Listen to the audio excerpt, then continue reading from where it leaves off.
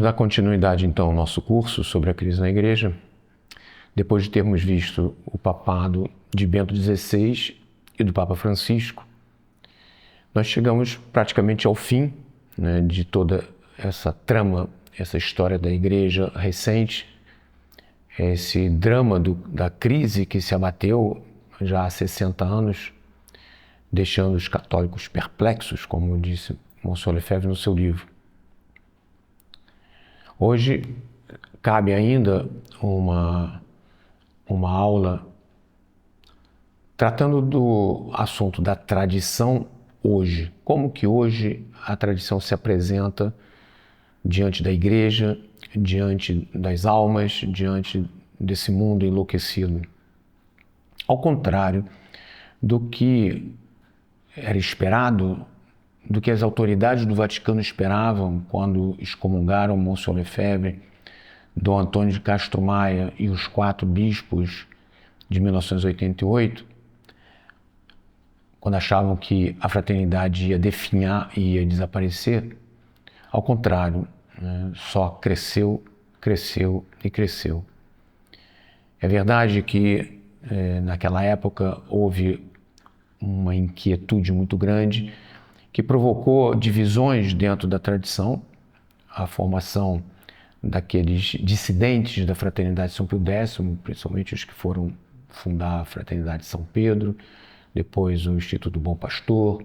Os padres de Campos se afastaram da Fraternidade de Monsieur Lefebvre e fizeram a sua administração, conseguiram o bispo Dom Fernando Rifan, tudo isso com acordos com o Vaticano, aceitação do Vaticano II e muitos deles com um mergulho em todo esse novo espírito, essa nova igreja, essa nova religião fundada em Vaticano II. A realidade dentro da tradição é outra. O crescimento não para. E a partir do papado de Francisco, quando o seu extremo liberalismo levou a praticamente todas as semanas uma declaração, uma cerimônia escandalosa, situações que chocavam a consciência mesmo desses católicos presentes nas suas paróquias, o crescimento de todos os centros de missa, priorados da fraternidade, nossas capelas aqui no Rio, em Niterói, no Nordeste, em toda parte, o crescimento passa a ser semanal. Praticamente toda semana, gente nova chegando. É como se fosse uma grande romaria, como se fosse uma volta a casa, como se estivessem os homens passeando e se divertindo e, de repente, alguma coisa os chamasse de volta e eles vêm vindo, vêm voltando. O que eles procuram? O que essas almas procuram quando chegam nas nossas capelas? Procuram o catolicismo. Procura aquilo que hoje, até mesmo com o advento da internet, ficou mais fácil descobrir, a história real do catolicismo, a história real da tradição católica que é ininterrupta até Vaticano II. Então essas almas sedentas de espiritualidade, sedentas de um pouquinho de profundidade na parte dos sacerdotes, vão procurar os padres da tradição, os padres da Fraternidade São Pio X. Esta é a realidade em que nos traz uma dificuldade boa, que é nossas igrejas não comportam tanta gente. E nós temos que construir, e nós temos que nos multiplicar. Onde havia um centro de missa, é preciso espalhar-se pelas cidades com 2, 3 centros de missas para atender todas as almas. Os padres que confessavam durante 1 hora ou 2 antes de uma missa, agora não conseguem mais atender todo mundo porque não conseguem ficar 4 horas atendendo confissões antes da missa. O trabalho multiplicou-se. Nós não temos a mesma força, nós não temos a mesma perseverança, talvez, de um Cura d'Ars, de um São Vicente de Paulo, que ficavam horas e horas no confessionário. É verdade que naquela época era a época de muitas vocações, eles eram ajudados, e nós somos muito isolados. poucos padres para tanta gente. Mas essa é a realidade. Nós estamos diante de um fenômeno de retorno à casa, de retorno à tradição, já que os papas não querem assumir o papel de restaurar a tradição, então os fiéis estão procurando isso nos padres que praticam a tradição católica com um bom espírito. Porque existem alguns que não têm um bom espírito, que acham que são o centro da igreja, o que não acontece com a Fraternidade de São Pio X. Apesar disso ser uma das críticas que é feita à fraternidade. Não acontece isso, ao contrário. Um respeito constante de todos os membros da fraternidade, seus superiores gerais, os superiores de distrito, os padres nos seus priorados, sempre com muito respeito, mas assumindo esse papel de suprir aquilo que as paróquias, as dioceses e os papas não dão mais aos católicos. Essa é a realidade que nós temos diante de nós, né, de a vivacidade, a força viva da tradição crescendo cada vez mais no mundo todo, em toda parte é assim. Sem contar aqueles lugares onde as pessoas passam a conhecer a Fraternidade de São Pio X e ficam buscando, sedentas, viajam às vezes horas e horas para assistir uma missa, se emocionam quando assistem a primeira missa tridentina, quando assistem uma primeira missa cantada e, como eu disse no início do curso, né, porque esconderam isso de nós esse tempo todo. Então eles compreendem que não tem mais nas suas paróquias a vida católica. É outra coisa que eles têm. E é preciso voltar à vida católica. Então eles vêm nos procurar. Por outro lado, nós não podemos negar que a vida da tradição hoje passa por um momento atual muito particular, que no início do nosso curso não existia, mas que a partir do dia 2 de fevereiro passou a existir. Foi quando a Fraternidade São Pio X, através do seu superior geral, o padre David Pagliarani, fez o comunicado público de que haveria sagrações episcopais no dia 1º de julho deste ano de 2026. E isso, evidentemente, causou um rebuliço, causou uma agitação, tanto nos meios da tradição quanto nos meios progressistas e no Vaticano. O padre Pagliarani fez um comunicado no dia 2 de fevereiro, avisando que estava, então, determinado a fazer a sagração no dia 1º de julho. Quando ele faz essa proclamação, imediatamente Roma se agita e chama ele para uma conversa. Ora, acontece que ele tinha mandado uma carta ao Papa em agosto de 2025, sem resposta. Ele mandou uma segunda carta ao Papa, reiterando o seu pedido de poder explicar para o Papa a situação da Fraternidade de São Pio X, as características próprias da Fraternidade de São Pio X, com o espírito filial, pedindo então que Roma aceitasse a necessidade que existe na Fraternidade de São Pio X de novos bispos. Porque dos 4 bispos sagrados por Dom Lefebvre em 1988, apesar de Dom Wilson já ter saído da fraternidade para aquela famosa resistência, mas faleceu, e Dom Tisset de Maneré também faleceu. Então ficaram só 2 bispos para atender o mundo todo. A necessidade apareceu diante da fraternidade. Então o padre Pagliarani pede ao Papa, não tem resposta, 2 pedidos sem resposta. Então, ele toma a decisão de fazer as sagrações no dia 1º de julho de 2026. E imediatamente Roma vem, peraí, vamos conversar. Se vocês querem conversar, nós estamos abertos a conversar.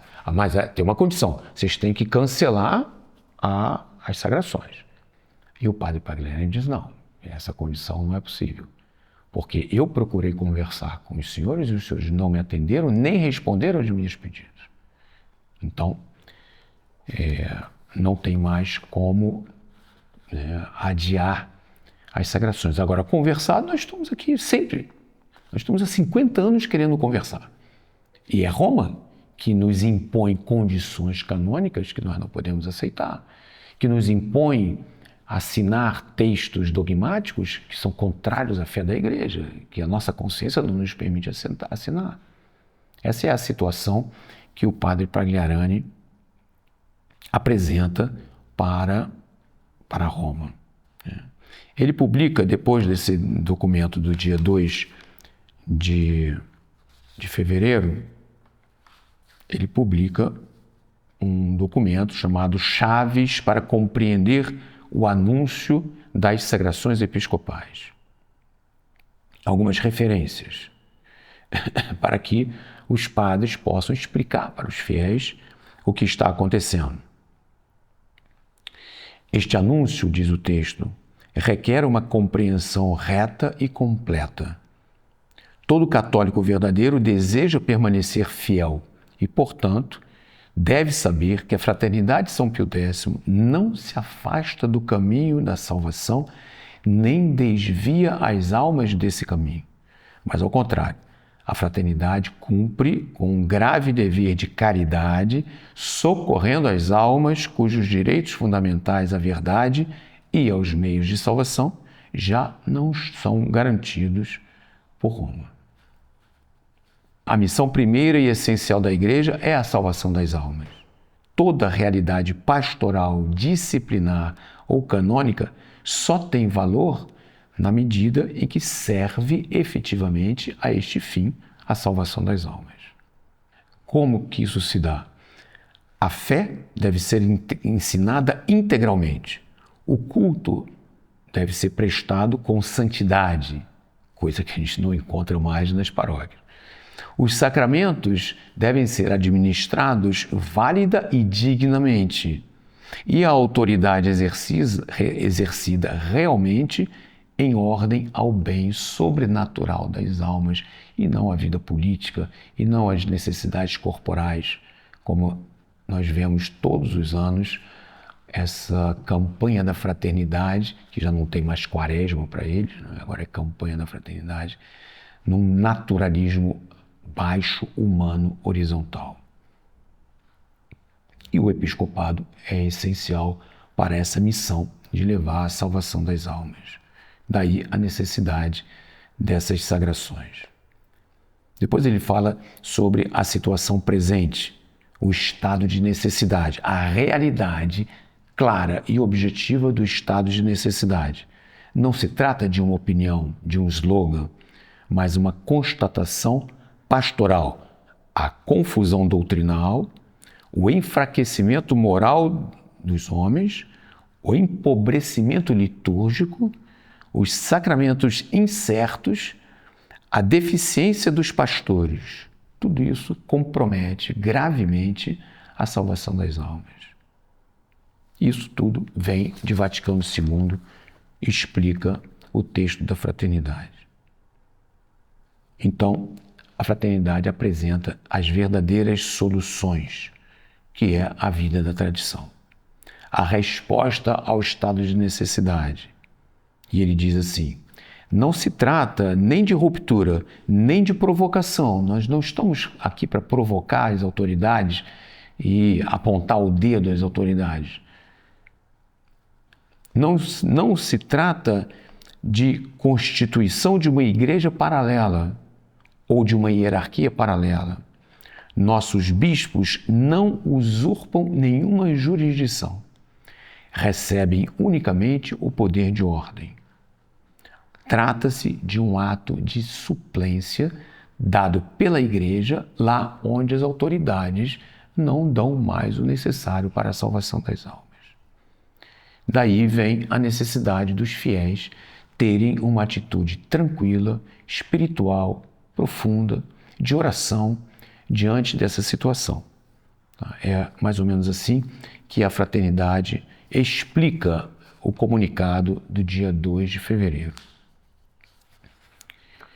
Houve, então, o encontro do padre Pagliarani com o cardeal Fernandes, do dicastério da doutrina da fé, em que ele, mais uma vez, apresenta, olha, vamos conversar, parem com tudo, não façam sagração. E a fraternidade, então, responde, através do seu Conselho Geral, né, no dia 18 de fevereiro, a esse pedido do cardeal Fernandes. Já é um texto histórico, já é um texto extraordinário, que eu vou tentar também resumir aqui.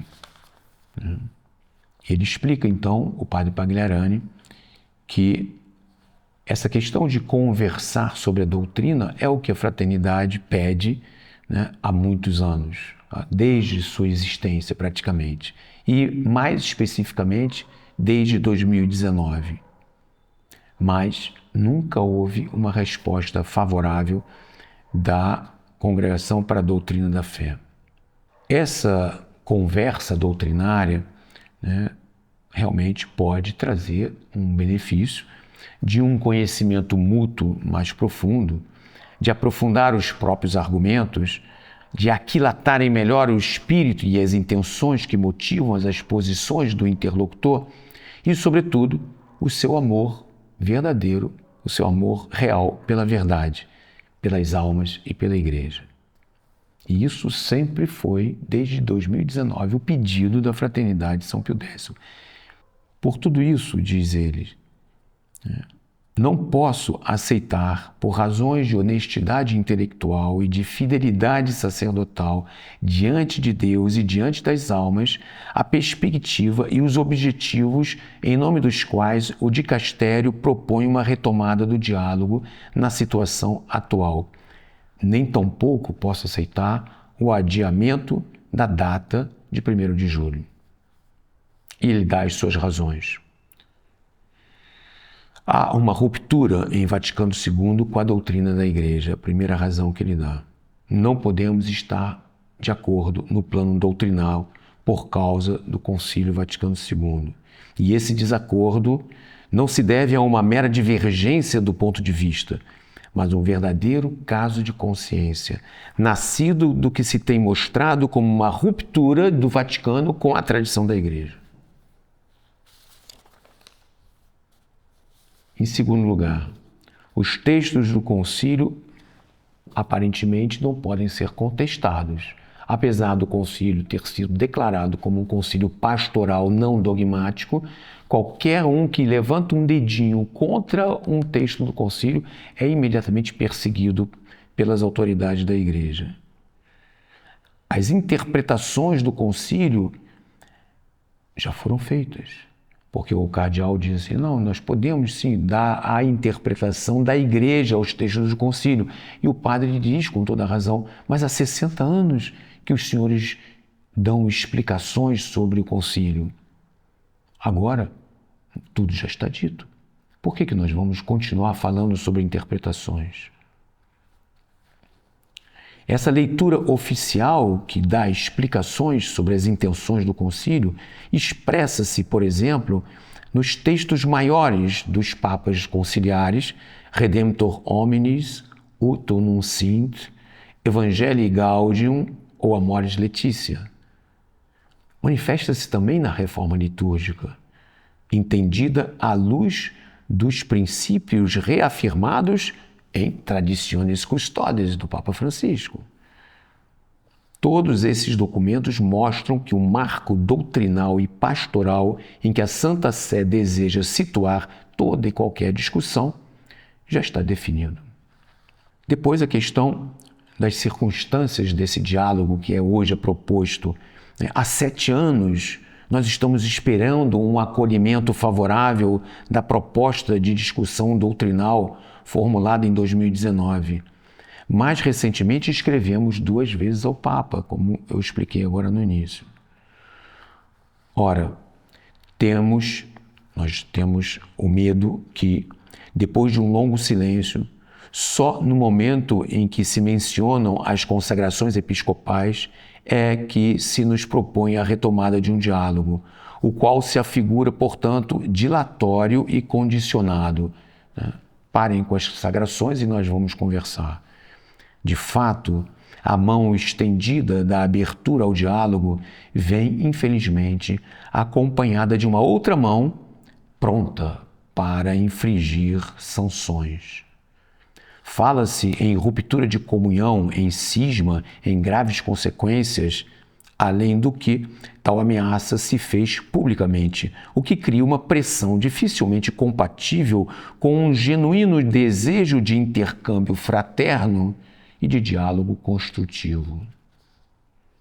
Isso é uma realidade, isso é uma constatação. Ninguém está ameaçando ninguém, mas é assim que o Vaticano age com os padres da tradição.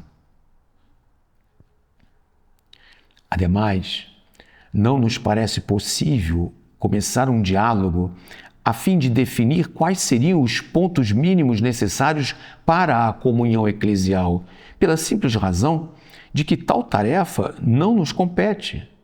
Ao longo dos séculos, os critérios de pertencimento à Igreja foram estabelecidos pelo magistério, não por nós. O que devia ser crido obrigatoriamente para alguém ser católico foi sempre ensinado com autoridade, numa fidelidade constante à tradição. Portanto, não vemos como esses critérios poderiam ser objeto de um discernimento comum por meio do diálogo, nem como poderiam ser hoje reavaliados a ponto de não mais corresponderem ao que a tradição da Igreja sempre ensinou e que nós, por nossa vez, desejamos observar fielmente. Depois ele fala sobre a ruptura dessa tentativa de aproximação que a Fraternidade fez em 2019, que o cardeal Miller foi lá e cortou, não tem conversa. Assim, partilhando da mesma percepção de que não podemos chegar a um entendimento comum quanto à doutrina, parece-me que o único ponto em que podemos coincidir é o da caridade para com as almas e para com a Igreja. É, portanto, por caridade que a Fraternidade São Pio X sagra novos bispos para poder atender a tantas e tantas demandas de almas sedentas de catolicismo. Evidentemente que isso levanta uma possível objeção, que seria a questão da jurisdição. Mas vocês estão fazendo bispos e com isso vocês estão dando jurisdição, e isso é um ato cismático. Então a Fraternidade fez um outro documento chamado Ordem, Poder de Ordem, e Jurisdição, Poder de Jurisdição. A improcedência da acusação de cisma. É um documento de 19 de fevereiro de 2026, em que fica esclarecido, eu não vou ler todo o documento para não prolongar muito, fica esclarecido assim a razão de ser dessa atitude nossa ser considerado como cisma. Por que isso?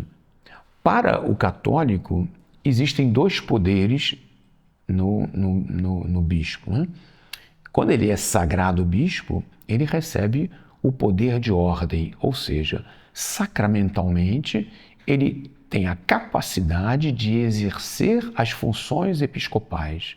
Do mesmo modo que um padre, ao ser ordenado padre, ele tem a capacidade, o poder de ordem, que é chamado assim, de exercer o papel sacerdotal, ou seja, oferecer o santo sacrifício da missa, batizar, abençoar, pregar. Esse é o poder do padre, poder de ordem. O bispo acrescenta-se o poder de crismar, de ordenar novos sacerdotes ou de sagrar novos bispos.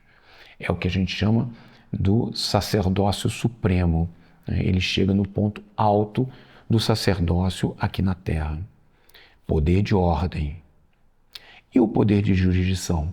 O poder de jurisdição só tem uma fonte, é o Sumo Pontífice. Só o Papa pode dar aquilo que ele tem. O Papa tem o poder de jurisdição universal. Ele é o pai espiritual de toda a cristandade. Até mesmo mais do que a cristandade, porque, no fundo, ele tem o poder espiritual sobre todas as almas.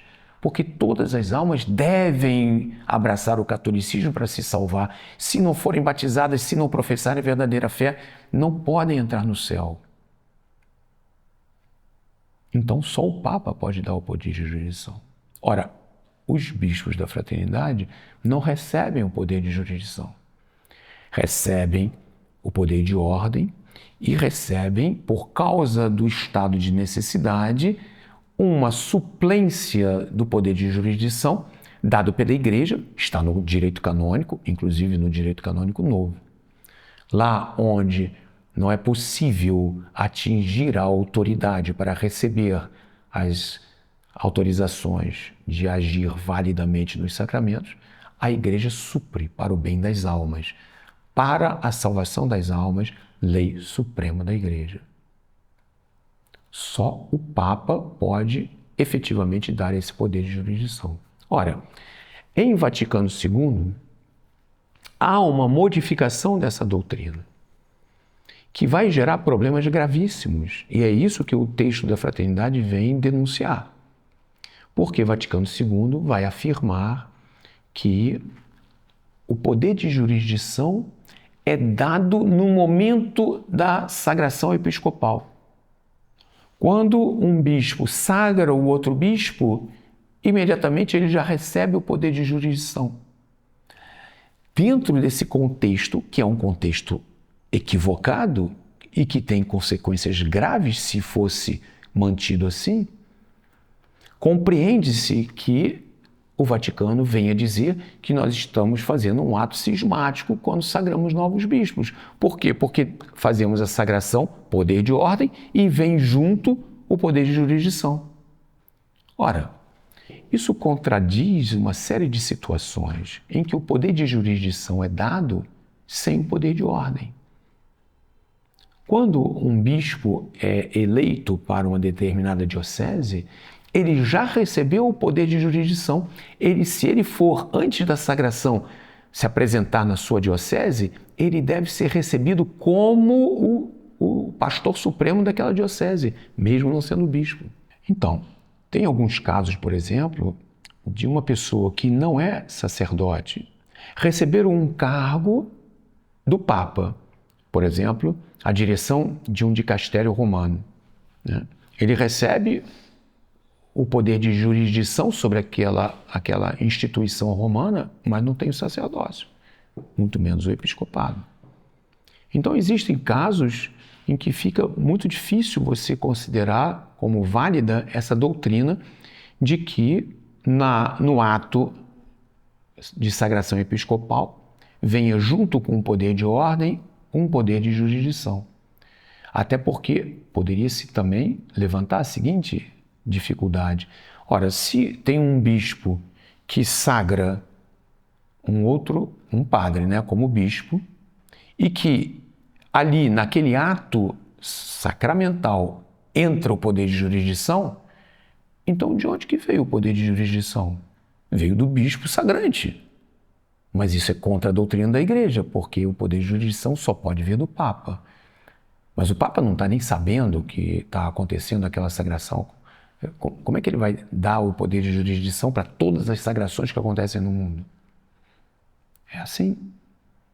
Daí a gente vê a dificuldade e esse texto da Fraternidade vem elucidar essa dificuldade, mostrando que nós não estamos distribuindo o poder de jurisdição.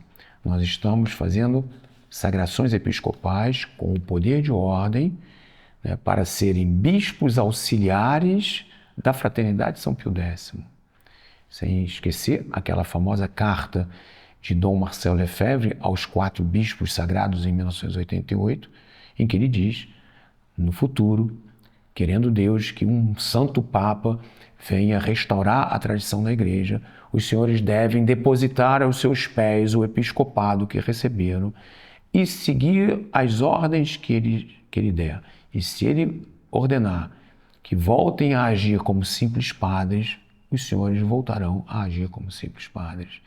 Tudo isso mostra a boa fé, mostra a índole católica, tanto de Monsenhor Lefebvre naquela época como hoje, do padre Pagliarani e da Fraternidade São Pio X.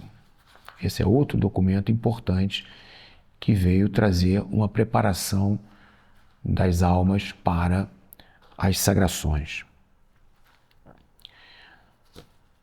Vamos seguindo. Agora nós temos a reação de alguns bispos.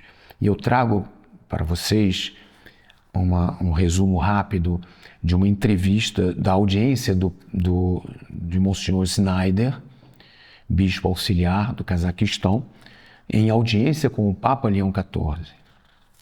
Então, o Monsenhor Schneider, com muita coragem, vai apresentar ao Papa uma argumentação em favor da Fraternidade de São Pio X. A confusão doutrinal que mina a clareza da mensagem da fé e poderia ser atenuada por uma profissão solene de fé. A anarquia litúrgica e os confrontos em torno da missa do rito romano que geraram divisões na comunidade eclesial. As nomeações episcopais questionáveis. Teve que ter coragem de dizer isso, né? Lá dentro de Roma, com alguns bispos e cardeais agindo por objetivos seculares em vez de seguir o ensinamento tradicional da Igreja. É uma denúncia grave. A formação sacerdotal deficiente, e isso nós constatamos em qualquer paróquia, sobretudo na doutrina, na moral e na liturgia, enfraquecendo a preparação das futuras gerações de padres. A dificuldade da vida contemplativa, incluindo problemas relacionados à aplicação da instrução Cor Orans às monjas contemplativas. Vocês sabem que o Vaticano exigiu das congregações religiosas de clausura que elas tivessem atividades sociais. E as carmelitas ficaram sem saber o que fazer, tiveram que restaurar, refazer seus estatutos. Uma vida contemplativa, uma vida de amor com o nosso Senhor Jesus Cristo, o esposo dessas virgens. Ah não, agora não, vocês têm que estar na ação, vocês têm que fazer trabalho social. Contrário a toda a tradição da Igreja. Então essa é a denúncia que ele faz. Ao mesmo tempo, ele mostra que a Fraternidade de São Pio X tem razão em contestar os textos do concílio, que a Igreja deve honestamente rever as ambiguidades presentes em algumas expressões. Ele insiste com Leão XIV para que haja com magnanimidade, permitindo ao menos uma integração parcial da fraternidade na vida da Igreja, sem que a questão doutrinal seja um obstáculo. Ele é claro ao referir a posição do cardeal Vítor Manuel Fernandes, que exige resolver previamente o diálogo doutrinal do que antes de qualquer regularização canônica. O bispo considerou a abordagem irrealista, excessivamente dura e pouco pastoral, pois bloqueia avanços práticos e prolonga uma tensão desnecessária. Em crítica à resposta do cardeal Fernandes, ele afirma: o prefeito do dicastério confunde o essencial com o acessório. A declaração do cardeal Fernandes é totalmente errada, somente a palavra de Deus é intocável, porque o cardeal declara que não pode tocar no texto do concílio. Então lança um apelo público ao Papa Leão XIV. Santíssimo Padre, conceda o mandato apostólico para as consagrações episcopais da Fraternidade São Pio X. O Senhor é também pai de muitos filhos e filhas, 2 gerações de fiéis que até agora foram acompanhados pela fraternidade, que amam o Papa, aspiram a ser verdadeiros filhos e filhas da Igreja Romana. Portanto, mantenha-se distante de preconceitos. Não deixe que seu nome entre na história da igreja como aquele que falhou em construir essa ponte. Ele fala coisas difíceis, hein? Aquele que permitiu uma divisão adicional, inútil e dolorosa no seio da igreja. Esse é Monsenhor Snyder, tanto na audiência com o Papa, como na seu pedido público ao Papa Leão XIV. E outro bispo é um bispo que se afastou da vida episcopal, Dom Strickland, americano, que faz também uma declaração muito forte em defesa da fraternidade. É admirável de ver como hoje nós temos bispos capazes de tomar coragem e falar publicamente: não, o que está sendo feito é uma perseguição. Denuncia os ataques vindos da própria igreja, ataques que, segundo ele, devem ser combatidos até com o próprio sangue. Muitos apontam o Vaticano II como o culpado desses ataques. Parece que houve uma tentativa sistemática de demolir aquilo que antes do Vaticano II era considerado irreformável. Hoje está sendo demolido.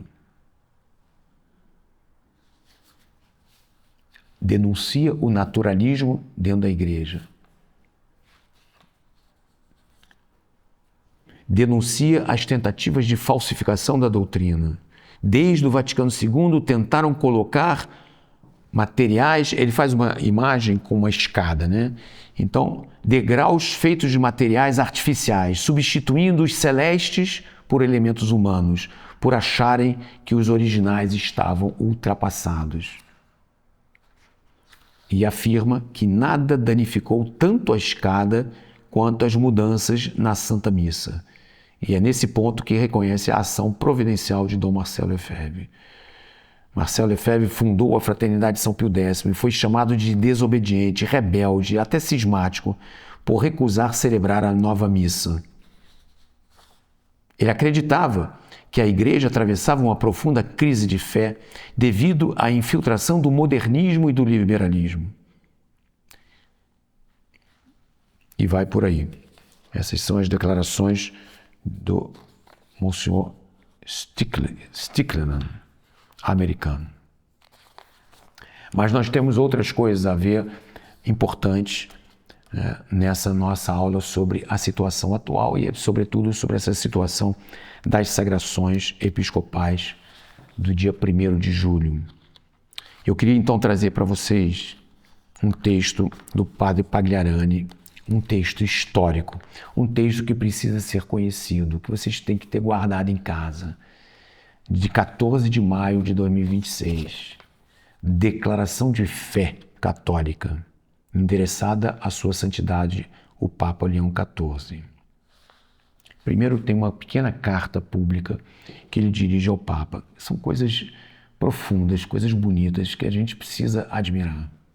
Santo Padre, há 50 anos, a Fraternidade São Pio X vem se esforçando por expor à Santa Sé o seu caso de consciência diante dos erros que destroem a fé e a moral católicas.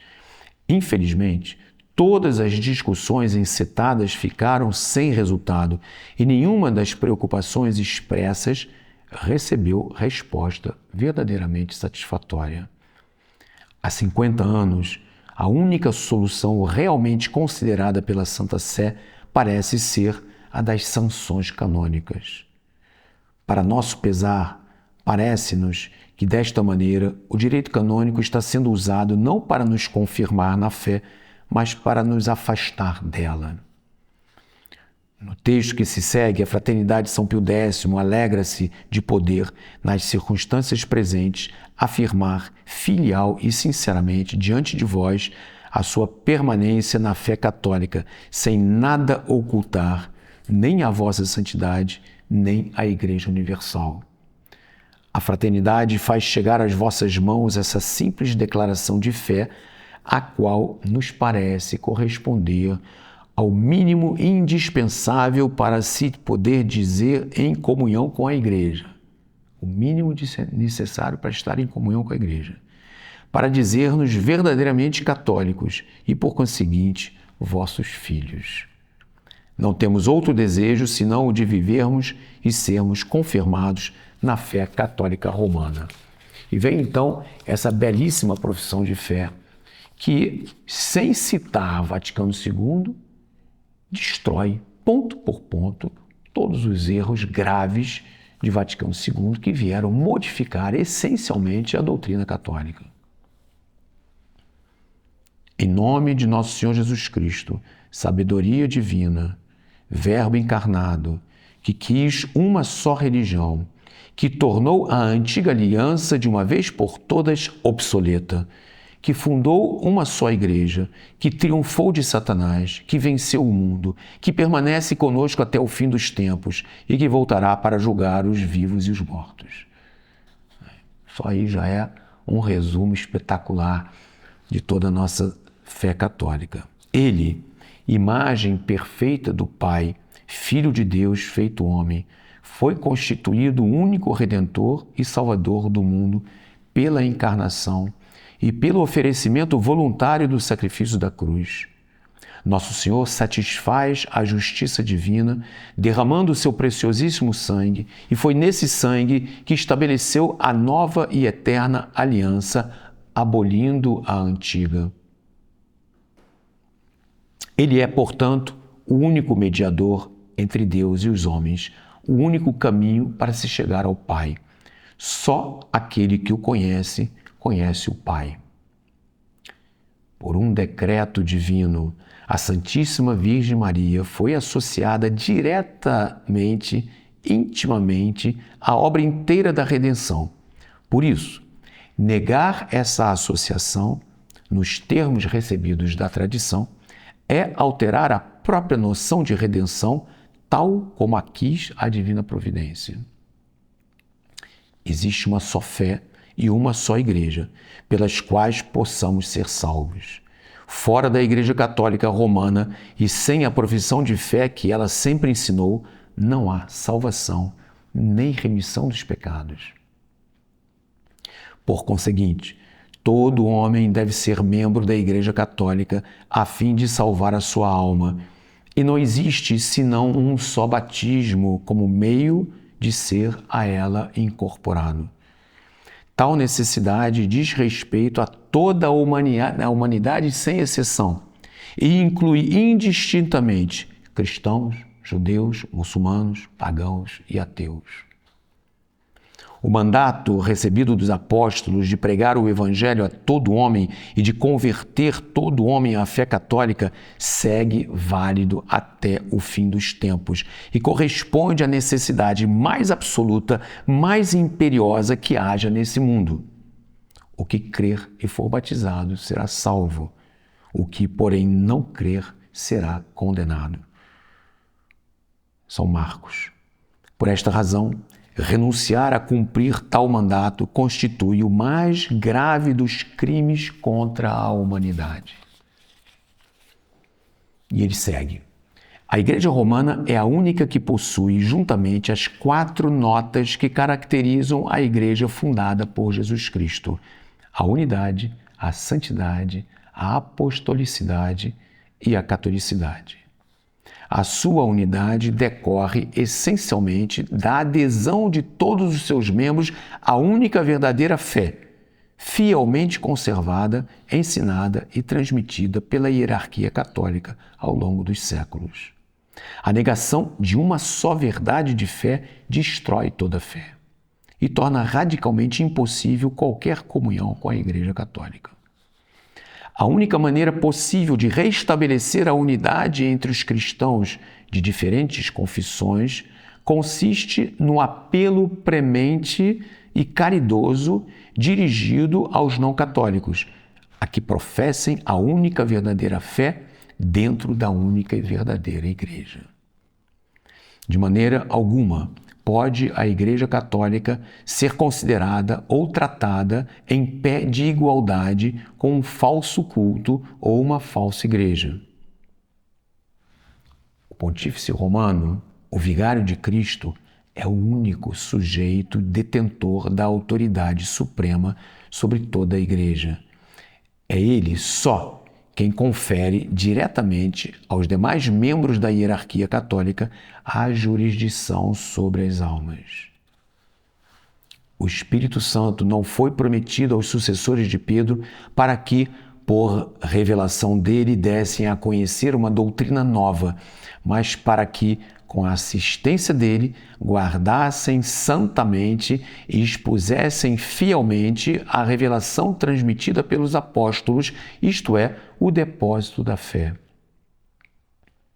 A única fé, com crase, a única fé corresponde a um único culto, expressão suprema, autêntica e perfeita dessa mesma fé. A Santa Missa é, portanto, a perpetuação no tempo do sacrifício da cruz, oferecido por muitos e renovado sobre o altar. Embora oferecido de maneira incruenta, o santo sacrifício da missa é essencialmente expiatório e propiciatório. Nenhum outro culto presta a adoração perfeita.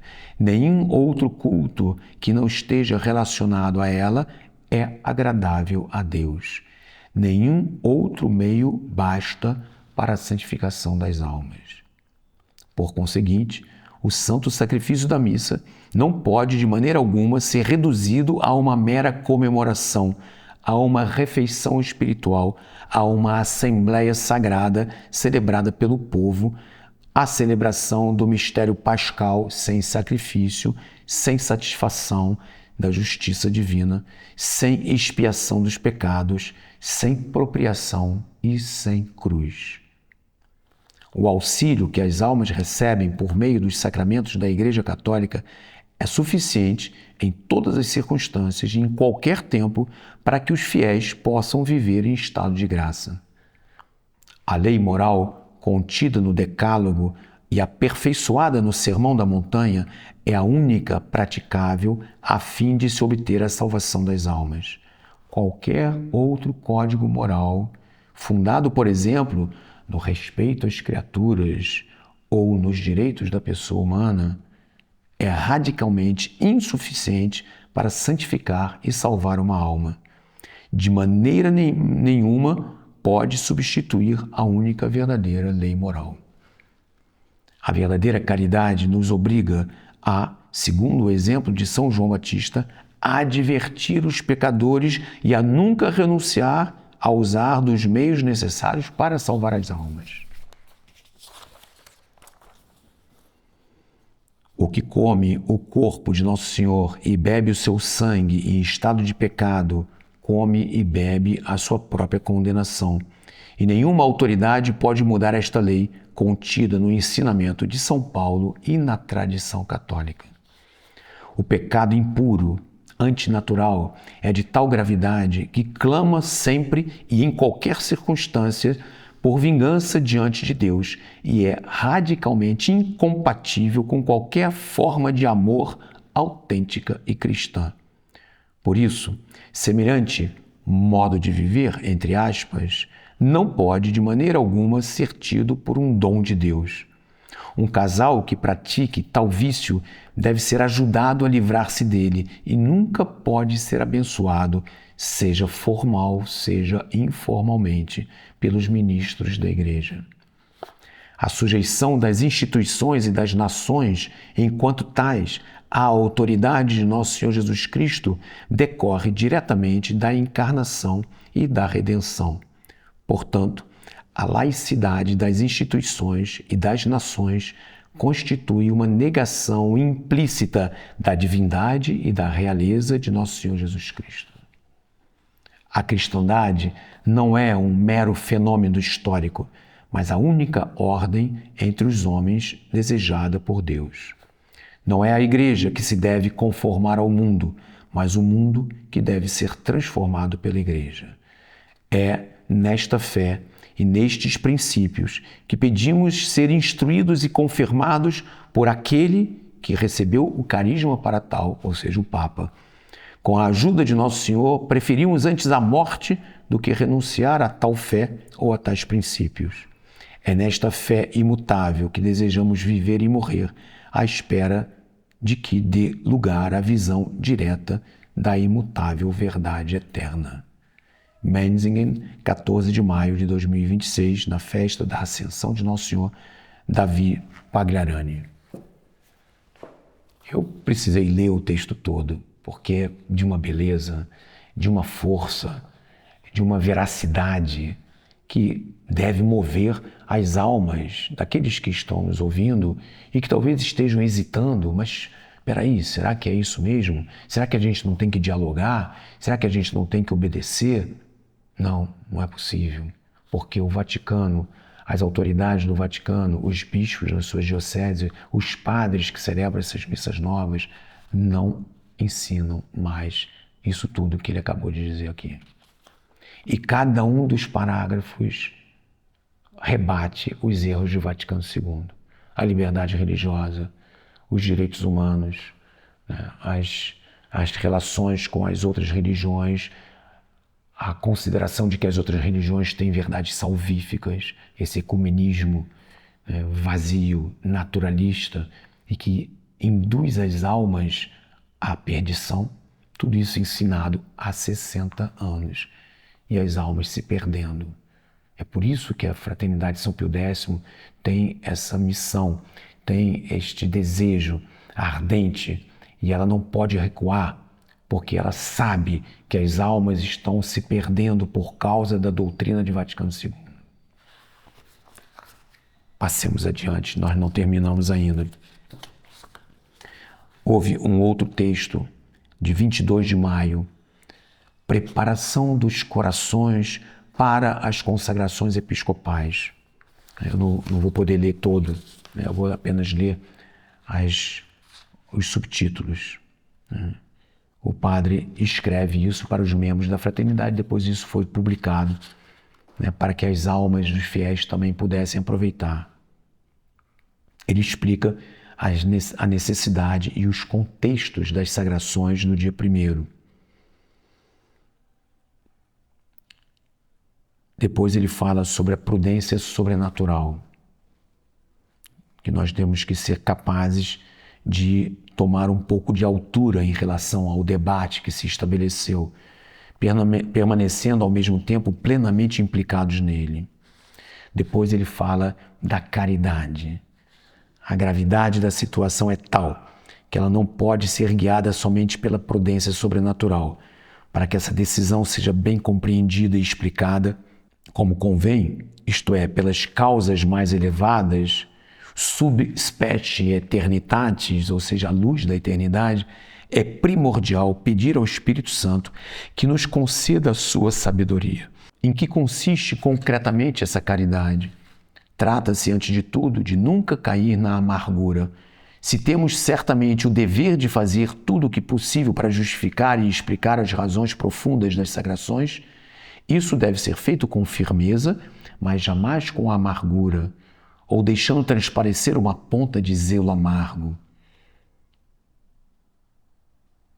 Então ele fala sobre o espírito de caridade, mesmo quando nós nos posicionamos diante do Papa, diante dos bispos, em oposição, dizendo nós não podemos continuar seguindo essa doutrina, não podemos continuar seguindo Vaticano II como nunca seguimos, né?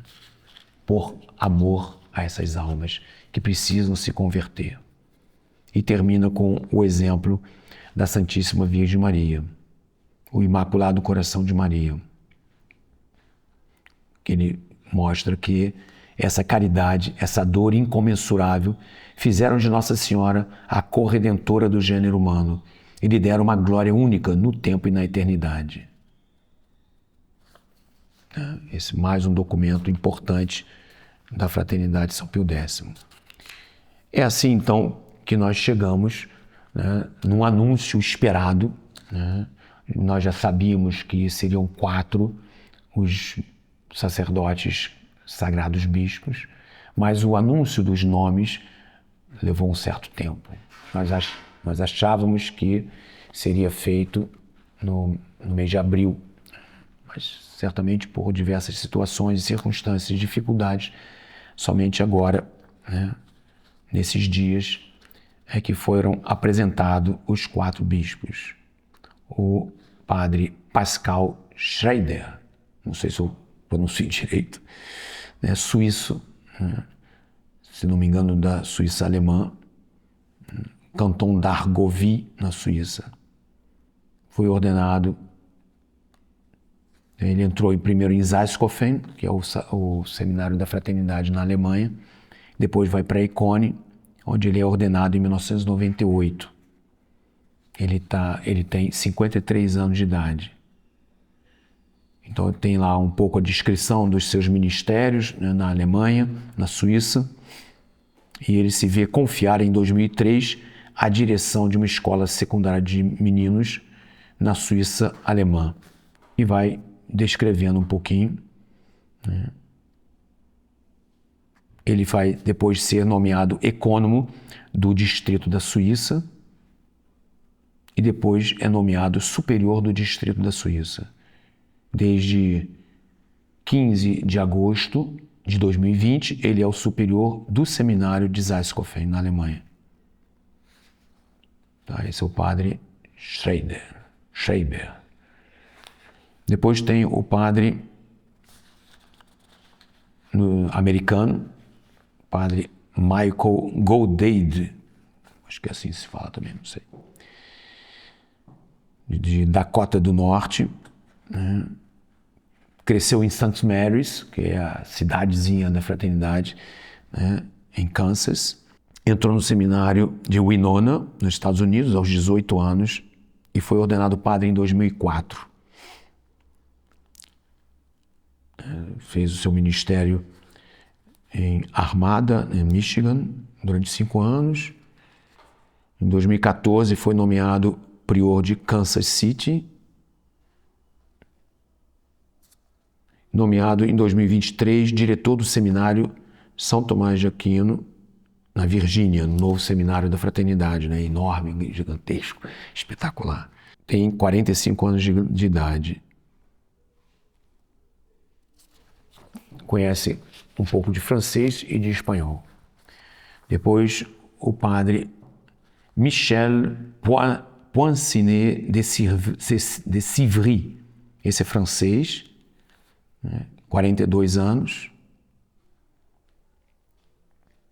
E foi ordenado padre em 2008. Dirigiu a escola de São João Batista de La Salle a Camblin-l'Abbé, perto de Arras, durante 6 anos.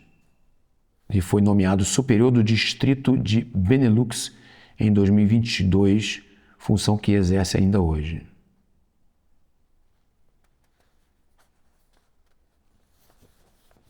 Depois, o padre Marc Ranapier, que é francês também, nascido em 1990, ordenado padre em 2013. Foi professor no seminário de Dillwyn, na Virgínia.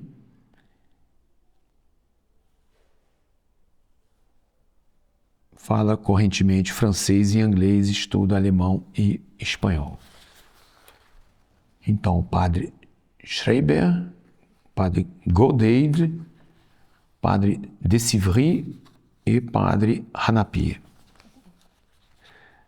Para nós aqui no Brasil, é meio ilustres desconhecidos, mas muito bem-vindos, e certamente eu fico só imaginando a dificuldade para os superiores da fraternidade de escolherem 4 entre 700 e tantos, né, que já são mais do que 700 padres na fraternidade, e certamente os critérios utilizados faz com que sejam homens dignos, né? Claro que todos nós somos humanos, temos nossos defeitos, mas a boa-fé e a espiritualidade, né, a busca da santidade é o que conta nessas horas. Então, essa é a situação da tradição hoje. Esta é a situação da Fraternidade São Pio X no mundo hoje, diante desse rebuliço todo que aconteceu por causa do anúncio das sagrações no dia 1º de julho. Mas nós temos que ponderar, né, a prudência, a paciência com que a fraternidade vem segurando, evitando certos grupos, né, que de um modo completamente imprudente e precipitado saem sagrando bispos aqui e ali, multiplicando bispos sem necessidade, né, que sejam sede-vacantistas, que sejam da resistência. Para quê? Para que isso? Por que essa postura, né? A questão do sede-vacantismo eu vou até tratar na última aula, né, porque por razões, né, dos comentários que aparecem nas nossas aulas, mas o que é a marca dessas sagrações da fraternidade é o espírito sobrenatural, a prudência, o bom espírito de católicos que não tem medo de apresentar-se diante das autoridades no Vaticano, como Monsieur Lefebvre fazia. E esse é o espírito certo, o espírito filial que nós devemos guardar, mesmo combatendo todos os erros que esses senhores ensinam. Sempre me pareceu uma situação mais equilibrada. Sempre me pareceu seguirmos assim o exemplo de Monsieur Lefebvre, malgrado tudo que dizem os outros, né, que estão seguindo também Monsieur Lefebvre. Ah, se Monsieur Lefebvre fosse vivo, ele não iria mais no Vaticano. Como sabe? Nós não podemos usar esse tipo de argumento. Então, é assim que nós vemos a situação da tradição hoje no mundo, com a graça de Deus. Há um último aspecto que eu queria abordar aqui, que é a unidade. Diferentemente de 1988, quando era tudo muito novo, havia dúvidas dogmáticas, dúvidas canônicas, né? O próprio Monsieur Lefebvre perguntava para os canonistas, ele queria ter, né, assim, os pés no chão, fazia aquilo que é católico, mas muitos padres não aceitaram, muitos padres se assustaram, ficaram com medo de excomunhão, de cisma, e não havia nada disso, né? Como está aí a prova pela atitude filial que a fraternidade demonstra sem adotar em nada. Não estamos voltando para nada, né? Nós estamos simplesmente permanecendo, essa que é a realidade. Muito obrigado. É bem verdade que esses padres se reuniam muitas vezes no mosteiro do Barru, onde eu estava, e eu pude ser testemunha do mau espírito que eles iam fomentando, que eles iam conversando entre si. E, infelizmente, o prior do mosteiro, Dom Gerard Calvet, prestou-se a esse papel de ser uma espécie de conselheiro desses padres dissidentes que acabaram dividindo a tradição, dividindo a fraternidade de São Pio X, e um papel, né, triste, né? Dom Gerard sai no meio da cerimônia das sagrações do dia 30 de junho de 88 para dirigir-se ao local onde estava sendo fundada a Fraternidade São Pedro, né? Todos esses institutos Ecclesia Dei, que fizeram acordo com o Vaticano, que aceitaram o Vaticano II, aceitaram a Missa Nova, todos esses institutos, eles não conseguem estabelecer-se em Roma com o respeito das autoridades eclesiásticas. Ao contrário da Fraternidade São Pio X, que é a única instituição que vai a Roma para dizer em bom e alto som a nossa convicção de fé, como na última aula nós pudemos mostrar na belíssima profissão de fé da Fraternidade São Pio X e seus trabalhos teológicos de preparação das sagrações.